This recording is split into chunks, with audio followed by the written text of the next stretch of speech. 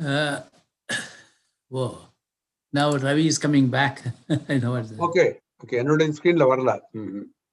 Yeah, I just admitted. Just now it's come. Okay. I, I thought I admitted him, and he's. Uncle I'm in. Okay. Then you take over then, and I'm going to be off. Okay. Thank you.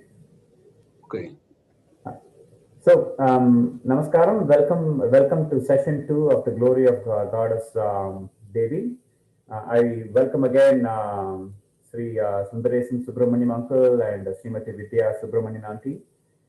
All the way from California, they are performing this for us, and session 2 is going to be very interesting as well. So I hand it over to Subramaniam Uncle to take over. Please, Uncle, do the honors. Namaste. The recording is on now? Yes, the recording is on, Uncle. Yes, recording Very is on. nice. Namaste to everybody. We'll start as usual with our Dhyana Slokam.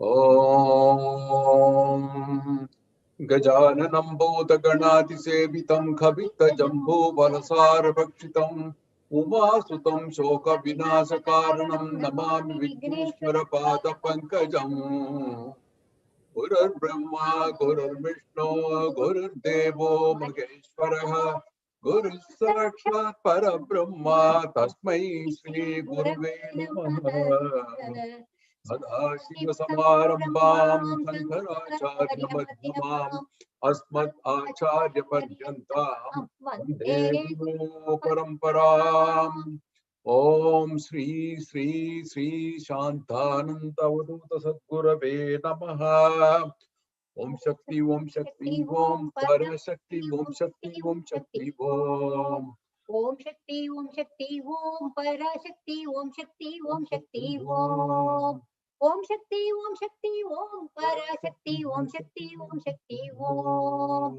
Om Shakti Om Shakti Om Parashakti Om Shakti Om Shakti Om.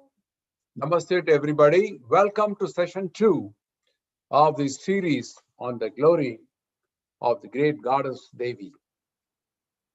We started this session 1 last week, in which I had spoken about the approach for this program and also presented a few things. So I'd like to quickly review this as to what we did last Saturday.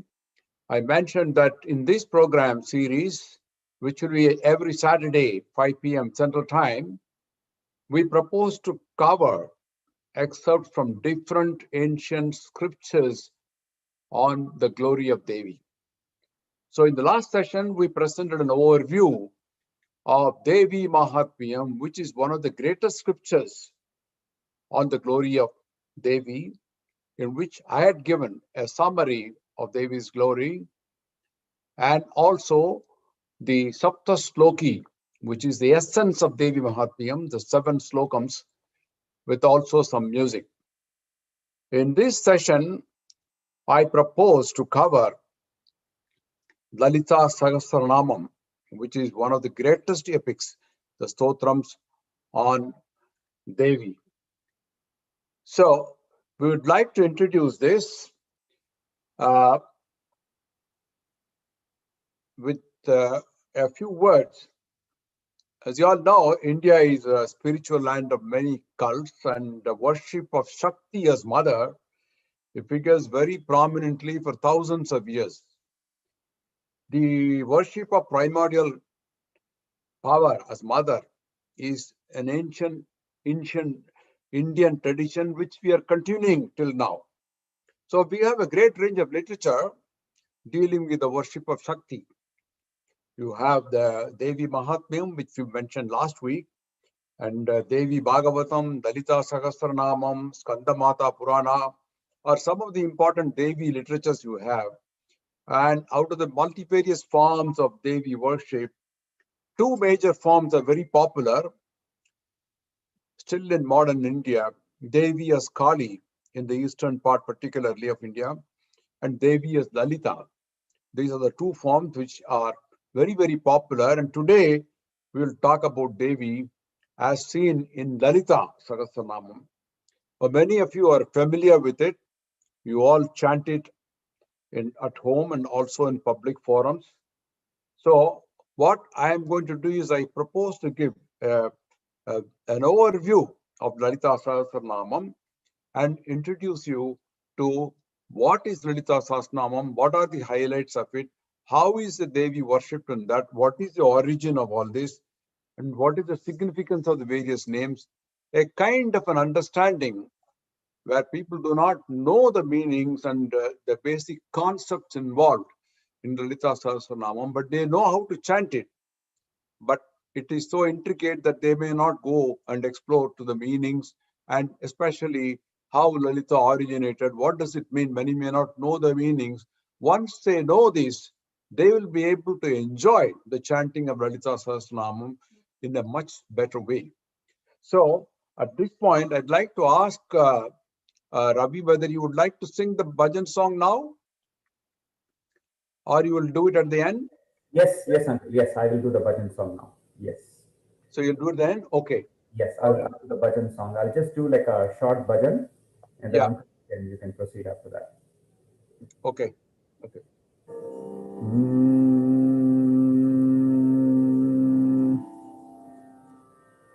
I'll sing a bhajan on Goddess Parvati.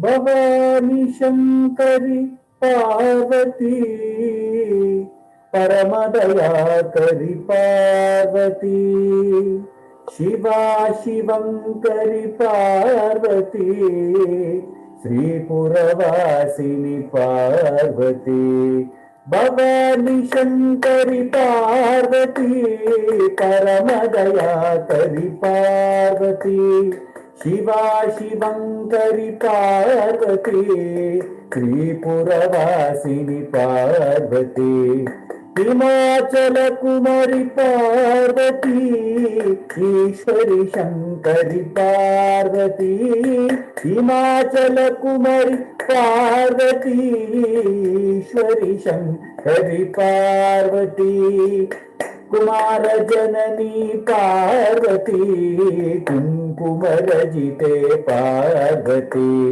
Kumar जननी पार्वती कुंकुमर जिते पार्वती अखिलांडेश्वरी पार्वती आदि पराशक्ति पार्वती अखिलांडेश्वरी पार्वती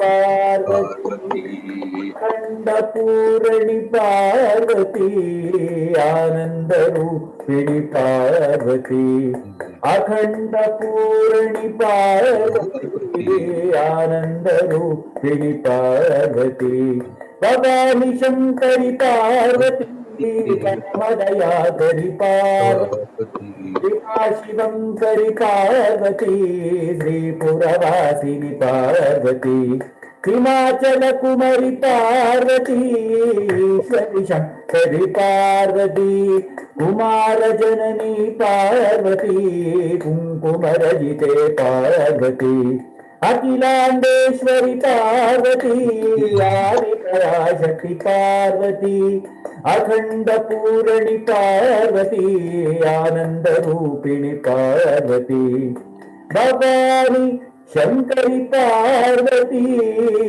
परमदया करी पार्वती ओम शक्ति Thank you. Mataji. It's a beautiful bhajan song to begin with our session number 2 on introducing Lalita Sahasranamam. Lalita, the meaning itself, is one who plays. Plays with what? What is her play? Her play consists of 5 different activities. It is mentioned in Lalita Sahasranamam itself.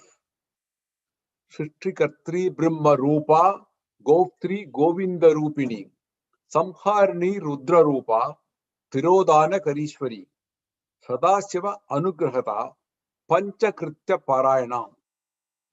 There are basically 5 works Panchakrityam, which are her play, and these are part of her play. They are creation, Srishti, protection, Sthiti.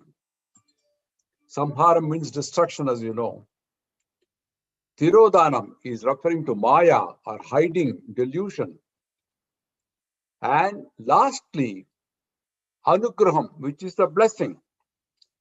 So Devi herself is described as Panchakritya Parayana in this slokam, and that is her main play, which covers the entire universe. So where does it come? This Lalita Sahasranamam. You know, there are two Sahasranamam which are very famous, Vishnu Sahasranamam and Lalita Sahasranamam. Both mean 1,000 names.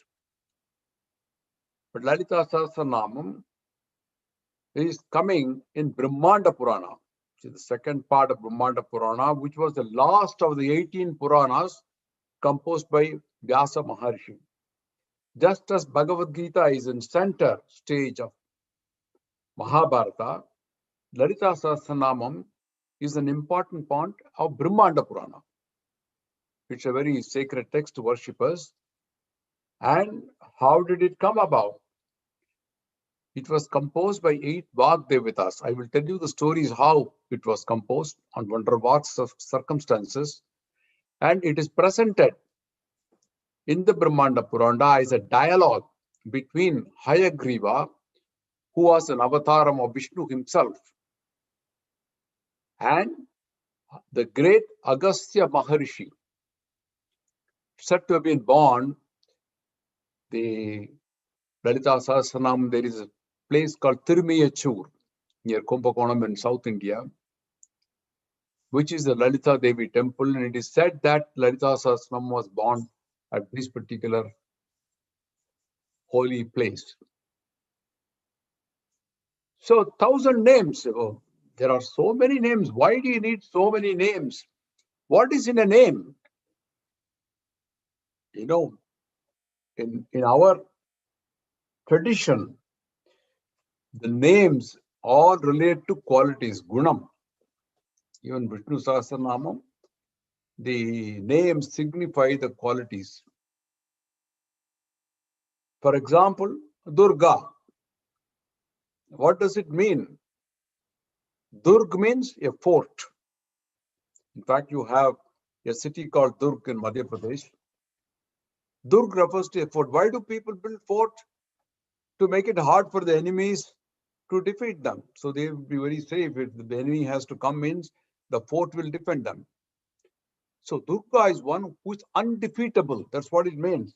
So you have a quality which means undefeatable and related to your name. So you have Lalita Sahasranamam, which has 1,000 names. In every traditional name, we have a quality. If you think of, let us say, a name called Kamala, we carry the memory of lotus, which is the meaning. If you call someone Mallika, we remember the jasmine flower and perhaps even the fragrance associated with the flower. You have names like Mahavir, Mahavir Singh. Mahavir Singh in Sikhs, it signifies bravery. Hanuman is called Mahavir. So each name, likewise in the Sahasranama, relates to a different quality or attribute of the divine. So when we chant each name, it brings those qualities in our consciousness. They also manifest in us. If you say Kamala Lochana, it says lotus-eyed. A lotus grows in the mud, but it is beautiful and pure. So the lotus-eyed one can live in this world and see the beauty and purity in spite of all the challenges. If you say Om or Om Shanti or Jai Sri Ram repeatedly, you will automatically experience peace within yourself. You can try this experiment. And when these qualities, what you talk about, enter into consciousness, we sort of identify ourselves. And as the old saying goes, you are what you think. When you repeat it, you become what you are. So the names are all organized in various hymns or stotras. And unlike Vishnu Sahasranama, there is no repetition of the names here. In Lalita Sahasranamam really purifies the mind, uplifts the consciousness, and you get a refinement in your consciousness. It makes us a storehouse of positivity, dynamism, and joy. And above all, the Devi herself is very fond of hearing her names. As I say, Nama Parayana Prita.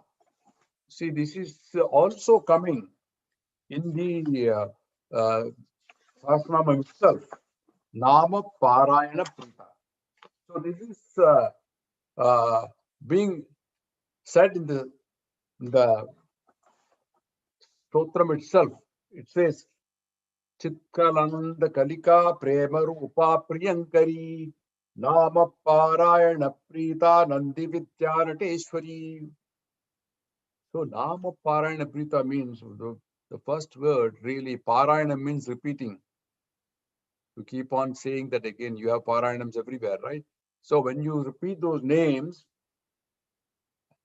Abba, she likes it. It's Prita. So fondness for chanting names.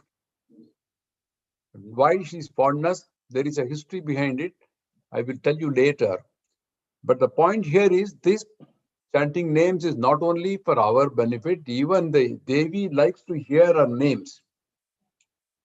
So let us go a little further to find out what are the contents of this Lalita Sahasranamam. Who composed it? The Lalita Sahasranamam is said to have been composed at the command of Lalita Devi herself.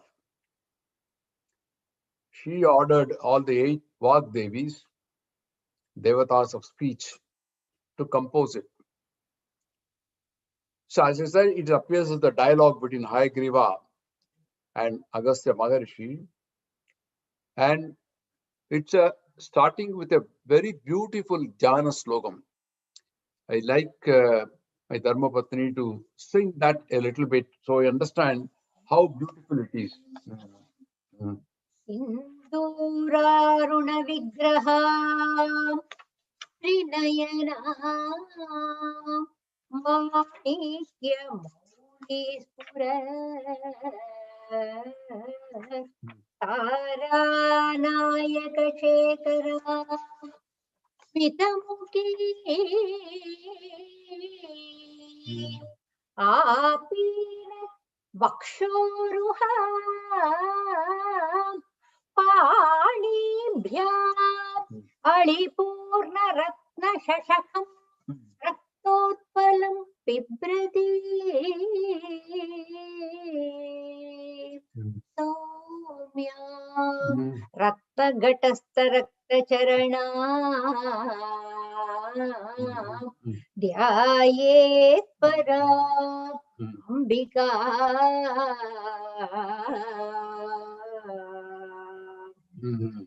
So nice, such a beautiful Jnana slokam. If you know the meaning of it, you'll enjoy it even more. Sindur Aruna Vigraham. You know, Aruna, it is a rising sun. See the color of the sky when it rises, it is called Sindur. It is a kind of vermilion color, like an orange. That is the rise, that is the color of Ambal. And Three Nayana means one who has 3 eyes. And Manika Maulis Purate, Tara Nayaka Sekaram. She wears a crown studded with rubies. And Sekaram, Nayaka Sekaram, Tara Nayaka. It is the hero of all the stars is the moon. She has a crescent moon on the crown. Smita Mukhim, very smiling face, as you see in this picture of Devi. She has a very smiling face. Panibhyam Alipurna Ratna Sashakam. she's holding a golden vessel in her hand. Pani means hand. She's holding a golden vessel filled with nectar. And she's got the Rakta Phalam Vibratim. Rakta means, blood, isn't it? It's red color. Red color. Utpalam means lotus, red colored lotus. And she's forever. Saumya means the ocean of peace, you can say. And keeping her holy red feet, Rakta Charanam, Ratna Gatastha Rakta Charanam. She's keeping as a footrest on her holy feet on a jewel pot. And such Devi, Dayet Param Ambikam. We are worshipping that divine Lalita. So that is the glory of this beautiful Jnana Slokam. It begins with this, and then it goes on to 182 two-liner verses. They are so exquisitely constructed. It's got alankaram. Unlike Vishnu Sahasranama, in this you have very exquisite, what you call alliterations in Sanskrit. I will just give you one example. Bhavani Bhavana Gamya Bhavaranya Kutarika Bhadra Priya Bhadra Murte Bhakta Saubhagya Dajini Bhakti Priya Bhakti Gamya Bhakti Vasya Bhayavaha Shambhavi Sharada Radhya Sarvani Sharmadayini. You see how it comes. Bhavani, Bhavana, all coming in B. Bhavani, Bhavana, Gamya, Bhavarnya Kutarika. Bhadra Priya, Bhadra Murti, Bhakta Saubhagyadayini, Bhakti Priya, Bhakti Gamya, Bhakti Vasya, Bhayavaha. All coming in B. Such a beautiful alliteration.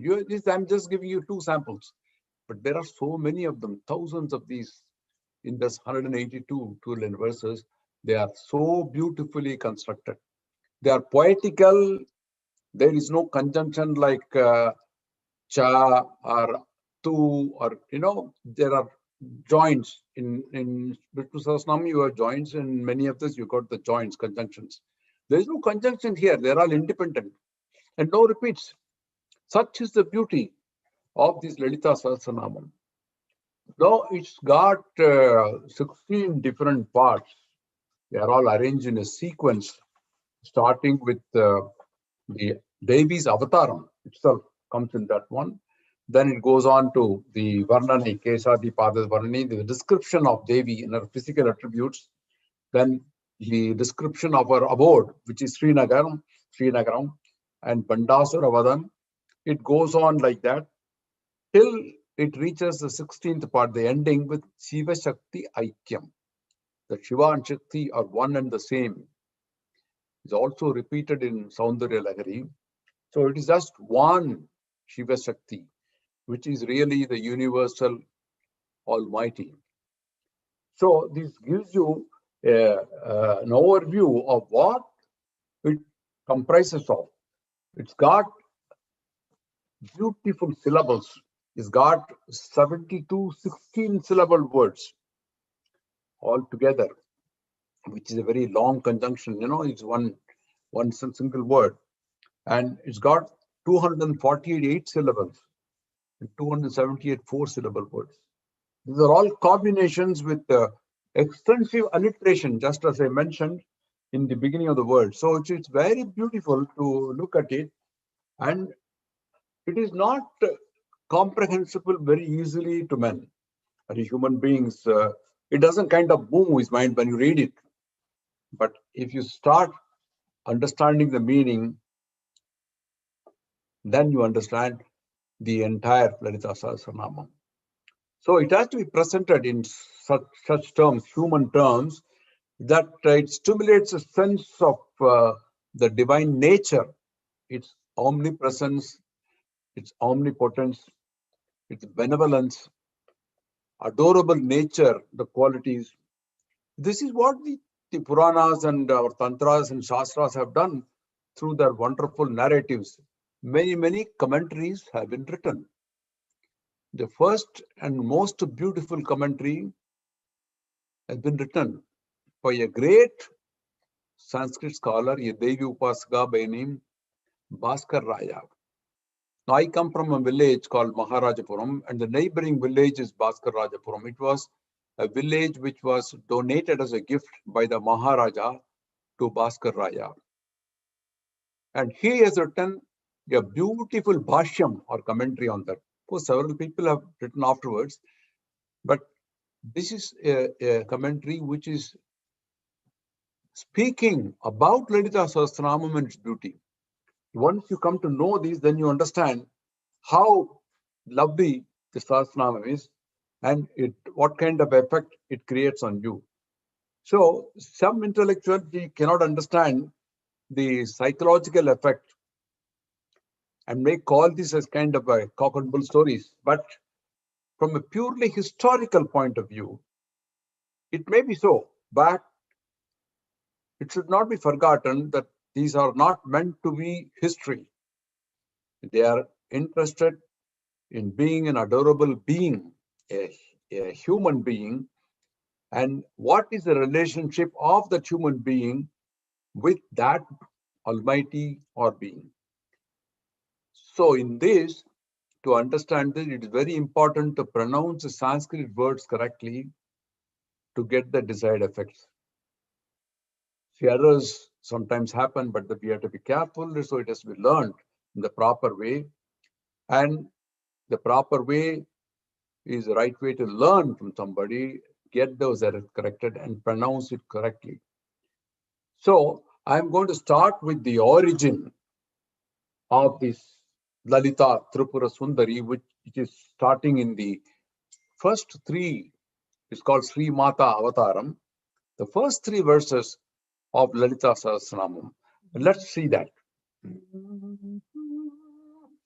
Shri Mata Shri Maharajni Amba Shri Mata Shri Maharajni Amba Shri Mata Shri Maharajni Amba Shri Mad Simhasaneshwari Amba Shri Mata Shri Maharajni Amba Shri Mad Simhasaneshwari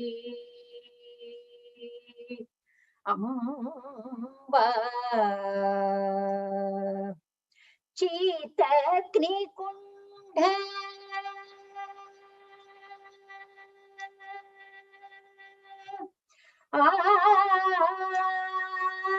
Chitakni Kundha Sambhuta Chitakni Kundha Sambhuta Deva Karya Samudyata Amba Shri Mata Chitakni Kunda Sambhuta Deva Karya Samudyata Amba Shri Mata Shri Maharajni Amba Shri Mad Simhasaneshwari Amba.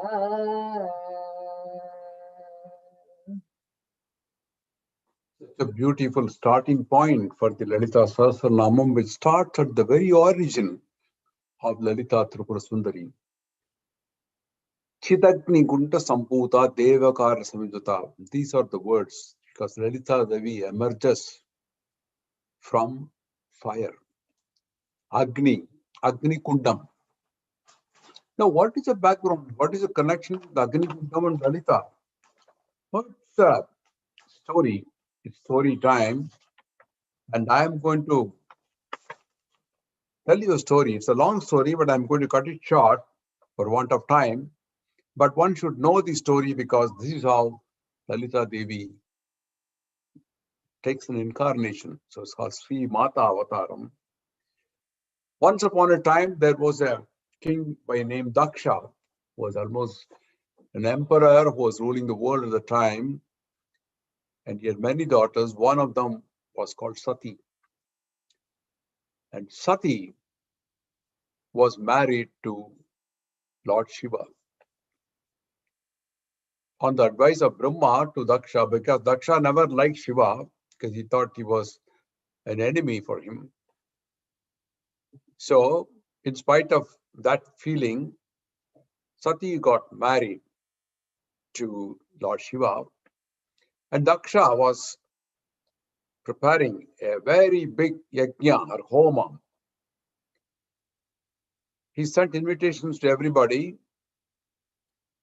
The greatest yajna, for which Brahma, Vishnu, Indra, Vasus, Adityas, and many great rishis were all invited, but he did not invite his son-in-law, Lord Shiva, intentionally, of course. Sati was very desirous of attending this yajna, so she asked her husband, why not we go? And Shiva said, no, it's not really right. I haven't got an invitation. If we go, then we may get insulted.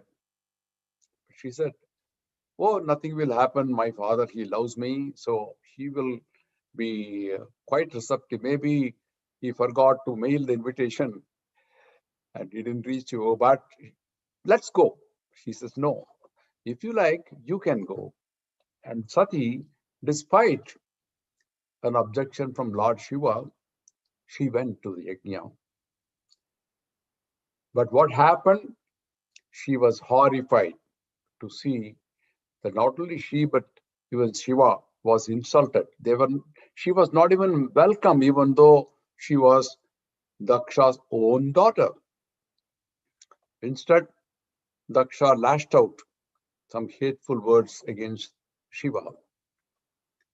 So there is a beautiful verse in Bhagavatam. It comes in the 4th chapter, where Sati is telling her father, I want to quote this, Yat dvai aksharam nama gireritam.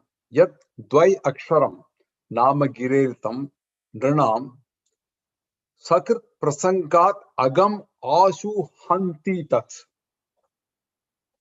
Pavitra kirtim tam alangya sasanam bhavanaho dveshti shivam shivetaraha. Just 2 lines. She says, Yad dvai aksharam, that 2 aksharas. What is the 2 aksharas? Shiva. These 2 aksharas, when they are merely pronounced, gireritam pranam, when men just pronounce it by the tongue, agam asuhu hanti tat, all the sins get destroyed instantly. Instantly, hanti tat. That is his praise, Pavitra kirtim, such a pure fame he has got, whose order is never ignored. Everybody follows him. But you, Bhavan, she says, her father, you, my father, dveshti Shivam, you are hating him. You hate Shiva. She pleads with him. But so hurt she is, she jumps into the fire. And then when Shiva hears this news, he becomes furious and orders the Shiva Ganas to destroy Daksha's yajna and Daksha also. And that happens. Daksha is destroyed, the Shiva Ganas destroy Daksha yajna, and eventually Shiva goes back to Kailasha, where he sits in his yogic posture and takes the deepest meditation. At that time, Sati is reborn as Parvati and gets married to Shiva again. We had the bhajan on Parvati's name, and Parvati gets married to Shiva. And at that time, there was an Asura who were called Tarakasura. He became conquering Devaloka and causing all kinds of problems to Devas. He was too powerful and invincible. through his tremendous tapasya, he got a boon from Brahma that he cannot be killed by anybody except the son of Lord Shiva, because he thought Shiva, what he is, he will never get a son. Probably at that time he was not born, married Parvati, so he will never get a son. Therefore, he took it as an exception that only this son of Lord Shiva can kill me. That was granted. So the Devas and the Rishis were keen that a son is born to Shiva and Parvati. So they engaged Manmata to induce Shiva to wake up from his meditation. But when Shiva opens his third eye, he burns Manmata, who becomes ashes. Rati, who is Manmata's wife, she goes and pleads with Shiva, please give back my husband. At least take a look at the ashes, he may come back. When Shiva looks at those ashes, another demon, a fierce demon, emerges. He's called Bandasura. Bandasura. And Bandasura, he's got to be killed. How to do that? So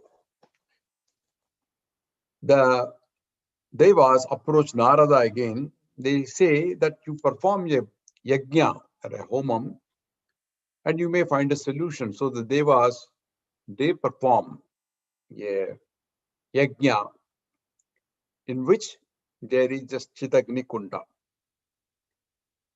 When they perform the yajna, out emerges an exquisite form of Devi, fair-colored, four-armed, beautiful, compassionate, holding the 5 arrows of Manmata, a bow and a noose. The emergence of Devi is described here as Chitakinikunta Sambhuta Devakarya Samudyata, for the purpose of serving the Devas for their work, Devakarya Samudyata. That's how she emerges from this Kunda, Agni Kunda. And it was then that Devi asks all her 8 companion energies called Vag Devatas to sing the glories of the Supreme Goddess. By addressing her with 1,000 names, and the Lalita Sahasranam was then born as a song, a continuous song of Vag Devis.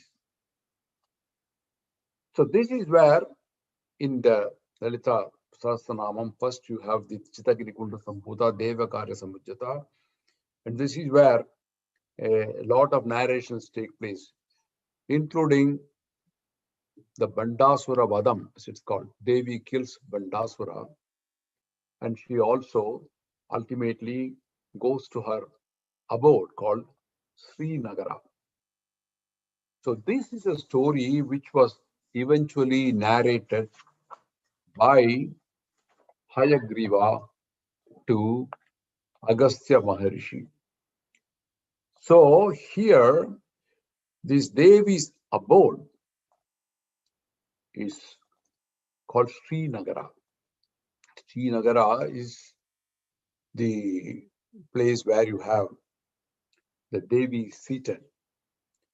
This amazing city was really built by Vishwakarma and Maya on one of the peaks of Mount Meru. So you have, it's also called Meru. So a very elaborate description is given about this Meru in the Puranas. So in the midst of this wonderful city is built of precious, what he called Chintamani stones. And in the center of the palace is a seat of Devi. She is seated on a jeweled cart, the legs of which are formed by Brahma, Vishnu, Ishvara and Maheshwara, and covered by Sadashiva. So the great goddess Lalita Devi sits on the lap of Kameshwara.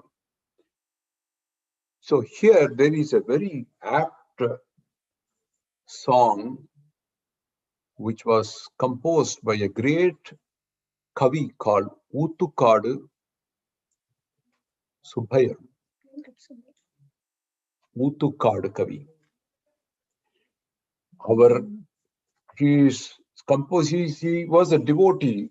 So he lived in a small village near Kumbakonam, and he has composed hundreds of songs in praise of Lord Krishna. But this is an exceptional song composed by him on Devi. This is also called the song for the first avaranam or the first covering. There is the Nava Avaranam, 9 avaranam, out of which the first avaranam is what is described in this particular song. I'll ask Vidya to sing this particular song. Santatam aham seve Shri Trailokya Mohane Chakra Nilaye Sarva Siddhi Samuha Sevite Sakala Gamanuta Loka Bhavite Santatam aham seve Shri Trailokya Mohan Chakra Nilaye Sarva Siddhi Samuha Sevite Sakala Gamanuta Loka Bhavite Santatam aham seve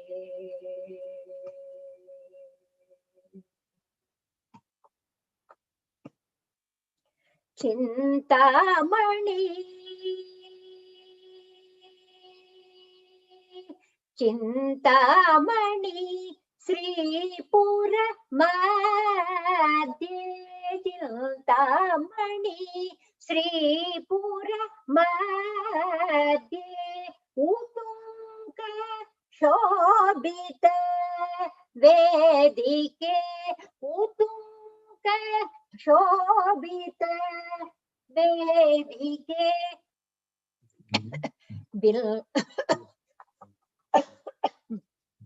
Chintamani Sri Pura Madhye Utunka Shobhita Vedike Bindu Chakra Nilaye Karunalaye Brahmati Pramuha Sammati Nata Mahaniya Maragata Malike Santa Tam Agam Seve Brahmi Maheshwarya Dhyashta Devi Samuha Kilita Pratama Pragare Vedasare Samshobhini Vidravinyati Dashamudra Ganasonote Ramya Tripurati Chakreshwari Rajarajeshwari Shivakameshwari Ramya Tripurati Chakreshwari Rajarajeshwari Shivakameshwari Lambamana Sadayashtika Ratnamalini Prakatayogini Lambamana Sadayashtika Ratnamalini Prakatayogini Santato Agam Trailokya Mohana Chakra Nilaye Sarva Siddhi Samuha Sevite Sakala Gamanuta Loka Bhavite Santatam aham seve. Very good. It's a beautiful composition of Oothukadu Subbaiah. I'd like to slightly illustrate the meaning of these contained in relation to the Sri Mata Avataram, which I explained. Santatam Aham means always I. Seve, I serve her. Mohana Chakram. She's the Mohana Chakram of the three worlds, Triloke. Sarva Siddhi Samuha Sevite. All Siddha groups are all serving her. Sakalagamanute Loka Bhavite. One who is worshipped by all the Agamas. You know, there are Shastras concerning rituals, Agamas. Loka Bhavite by ordinary people of the world. They are all worshipped. Chintamani Sri Pura Madhye. I mentioned Sri Puram is Sri Nagara. Here it is a Devi's abode. And she's on the dot, Sri Pura Madhye, Uttunga Sobhita Vediki. There is a platform of Chintamani, started with diamonds and stones, Chintamani stones, in the middle of Sri Pura. And she's on the dot, Sri Chakra, on the shining platform. Brahmadi Pramukha Sammanita Mahaniya Marakata Malige. Greatly respected by Brahma and others who wear a great garlands of emeralds, you know. Mahaniya Marakata Malige. She's wearing a garland. Marakata means emerald. Great garland of emeralds. And then they say Vedasare. So she has the essence of Vedas. She's the essence, essence of Vedas. Who plays with a group. Ashtadevi Samuha. I mentioned about Vagnivda, 8 of them. So she plays with a group of those 8 goddesses. Worshipped again with Agamas of Dasamudra. And she is also headed by violent deities like Samkrotvini, also retreating deities like Vidravini. Such a beautiful one, Ramya Tripuradi Chakreshwari. Oh, beautiful one who is the head of the Tripura Chakra. Is a Sri Chakram. Rajarajeshwari, Shivakameshwari, and one Lambamana Satayashtika means long chain. She's wearing a long chain studded with 8 gems. Satayashtika. Ratnamarani. Ratnam means gem. Ratnamarani Prakata Yogini. She's also Yogini, expert in yoga. Such a beautiful description of Devi Lalita given in this couple of lines composition by one of the greatest kavis, Utukar Subir. So let us see, this is the origin of Mata, and she takes avataram. What are the specialities here in Lalita Sahasranamam? It's served many triad. Triad means 3 things. You have mantra, yantra, and tantra. So there are 3 of them. It contains all 3. She is supposed to be the person representing all the 3. In fact, Ramakrishna Paramahamsa used to say, well, I am the mantra, and she will address Sarada Devi as you are the yantra. The mantra is one which protects you by recitation. Manana Trayati iti mantraha. So it's called mantra. Manana Trayati iti mantraha. One which protects you by constant recitation. Yantra is a device. It is a mystical diagram like you find in many shops and many business houses. They have these crossed triangles and circles and all that. It's a device, it's a yantra, the means to get something. And tantra is really referring to a technique or a practice. Lalita Sahasranamam has all the 3. It has got many such 3s, symbolic of many 3s. Tripura itself means 3 cities. Three Shaktis, he represents Icha, Jnana, Kriya Shakti. Icha is what you desire. Jnana means your intelligence. Kriya, the work what you do. She represents all these three Shaktis.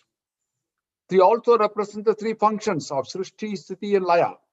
Srishti is creation, Sthiti is maintenance, and Laya is destruction again. Three gunas, Sat, Rajas, and Tamas. Three kinds of qualities and gunas. Also three different states, Jagrat, Swapna, Sushuddhi as they call it. So there are many, many such threes which are represented in this great Lalita Sahasranamam. As you go further, you will know how deep is the philosophy and how deep is the devotion displayed by many people towards Lalita Sahasranamam. So you need to really understand this in clear terms. So at this point of time, I'm not going further into the details. I'm going to be concluding this shortly with only one little request to all of you. Please stay tuned for the next session, which is going to be on next Saturday. Because the greatness of Devi has been demonstrated by many, many devotees. We call them as Devi Upasakas. It is not just a bookish textbook kind of literature, but it has been demonstrated by Ramakrishna Paramahamsa, who was a great Devi Upasaka. It has been demonstrated by Sri Bhaskar Raya, who wrote the Bhashyam for the first time on Lalita Sahasranamam. Here you see a picture of him carrying Devi on his shoulders. You know, Bhaskar Raya lived in the 17th, 18th century. And he has written many, many scholarly books. And Saubhagya Bhaskaram is one of the greatest one. In fact, I have a video called Bhaskar Raya Parichayaha. It is open to anybody. It's on YouTube. You put Bhaskar Raya Parichayaha, you will know the greatness of Bhaskar Raya, the kind of work he has done. And he lived in a very small village. He was from Maharashtra, invited by the Sarfoji Maharaja, Maratha king in Tanjavur on those times, and given a village. And he chose a village on the banks of Kaveri so that he can take a dip in the river where his guru lived across on the other side of the shore. Gangadhara Vajpayee was his guru. And so he said, I would like to stay near my guru, and he chose that. The place is still there, and there is a beautiful temple there where you have a Meru, what I mentioned, where the Sri Chakra is worshipped every day, every day. Ramakrishna Paramsa came in the 19th century, and everybody knows the Chicago Ckb-Bari is particularly, should be knowing this because Ramakrishna Paramsa was a Kali devotee. So I mentioned two forms of deity which are worshipped today in modern times. One is Kali in the eastern part of the country, and second is Lalita Devi, which is worshipped all over, particularly in South India. So I have displayed both these pictures here of Ramakrishna Paramahamsa and also Sri Bhaskar Raya. Two great Devi Upasakas who really demonstrated the love and compassion shown by Devi to them personally and also to the world. Not very far off. So today we have many, many countless number of yogis and mahans in India, and we ought to follow them. So don't miss, my request is don't miss this next. We are going to continue on the next Saturday, and you can stay tuned 5 o'clock next Saturday. So this series will continue. So with that, I'd like to bring this to a close, and I'd like to thank the Chicago Ckb-Bari Temple to give us this opportunity for this series. and also to Sri Sampath Iyengar for coordinating this program. Thank you very much. And if you need to reach me out on any email or contact me, if you have any questions, you have suggestions, comments, most welcome. Here in this slide, I've given my email address and also my website, which is easyhinduism.com. And you can reach me on email gurujisubi@gmail.com. So Jai Mata Di, thank you very much. Thank you indeed. Jai Mata Di. Thank you. Thank you. Chinu joined us. Chinu, are you going to talk something? You are on mute, Okay. What? I don't know. Hello, tomorrow. I'm going to talk tomorrow. That's what the time given to me. Oh, I see. Okay, no problem. No, thanks a lot, listeners. And I profusely thank both Vidya and Subramaniam for his such a fantastic the talk about Devi and Devi Mahatmyam, and as well as Lalita Sahasranamam. Lalita Sahasranamam is a household name, almost everyone knows it, And one thing he brought out, how the composition is consisting of and the choice of words, the alliterations, and the manner in which it is constructed, And these things are all not constructed by some ordinary people, They're all kind of a Devi Upasakas, They've got tremendous medicinal effect.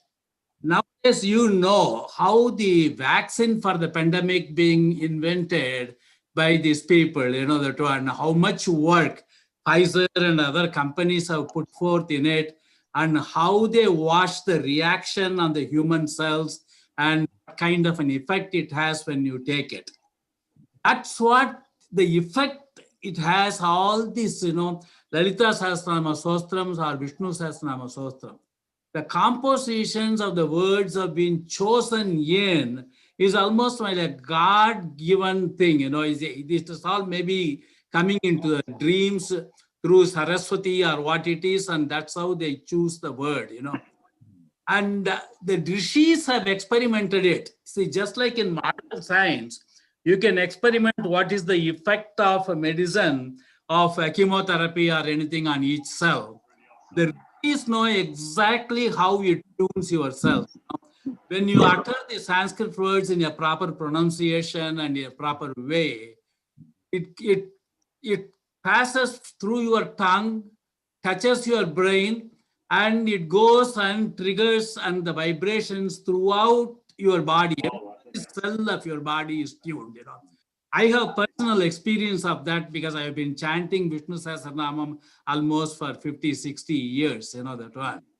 And you know what it is. Sometimes you get into trance, that's what it happens. But the effect of the cell, I wish one day the modern science can see when the vibrations takes place, through the chanting of these slokas, how every one of the cells are dancing and tuning. I know one day the science will figure it out, Then they will thank the Eastern world for that. They have done it for yoga. Vivekananda brought in here. At the time, they didn't even know what yoga, what is. Now, every nook and corner of the city, like America also, you got a yoga studio. Every corner. You go to any state, that's what it is. This is a culture of India. And yoga was invented by Patanjali some years back, what it is. And only now we have realized what the value is. Like that, you will know the value of Lalita Sahasranamam. Let us continue to listen. Tomorrow, there is a lecture at 5 o'clock by, again, Subramaniam and Vidya. And it will be joined by Chinu also, an old friend of mine from the 1960s. I discovered him after about 45 years, through Subramaniam. Again, thanks a lot, listeners. We'll come back again tomorrow. Thank you. Thank you. Namaste. Namaste.